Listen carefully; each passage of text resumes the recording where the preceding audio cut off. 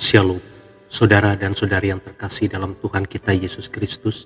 Marilah kita luangkan waktu beberapa menit untuk berkencan dengan Tuhan saat ini, agar dari hari ke hari kita semakin dekat dengan Tuhan, sehingga hidup kita semakin diberkati dan menjadi berkat.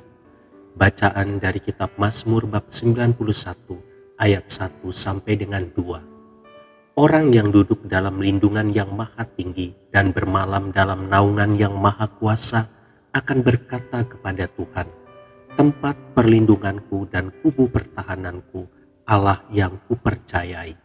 Demikianlah sabda Tuhan, syukur kepada Allah.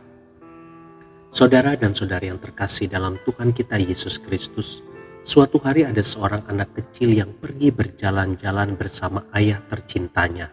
Mereka berjalan bersama, sementara gadis kecil itu tampak dengan nikmat mengunyah permen di mulutnya. Sang ayah menggandeng tangan gadis kecilnya. Si gadis sungguh merasa aman di tangan ayahnya. Tetapi begitu ada jalanan yang berair atau ramai, ayah ini tahu bahwa tidaklah aman bagi gadis kecilnya untuk dibiarkan berjalan sendirian.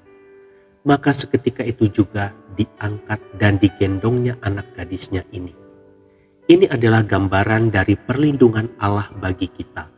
Dia Bapa yang tahu kapan kita perlu digandeng dan kapan kita perlu diangkat dan digendongnya.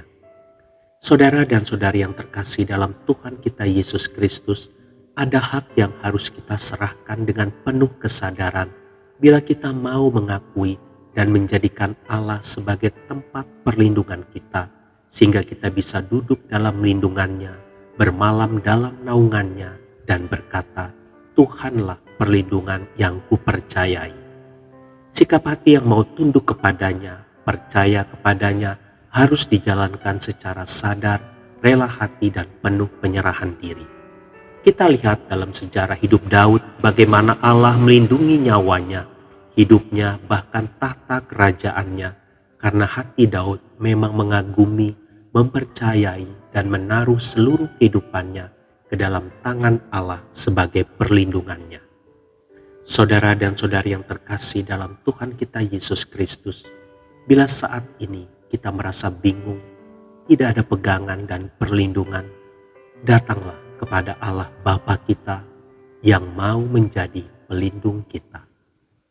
Tuhan Yesus memberkati. Marilah kita berdoa dalam nama Bapa dan Putra dan Roh Kudus. Amin. Tuhan Yesus, bagi jiwaku Engkau adalah tempat perlindungan yang paling aman. Karena itu peganglah tanganku terus setiap hari.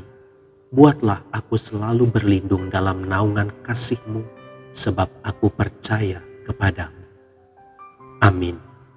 Dalam nama Bapa dan Putra dan Roh Kudus. Amin.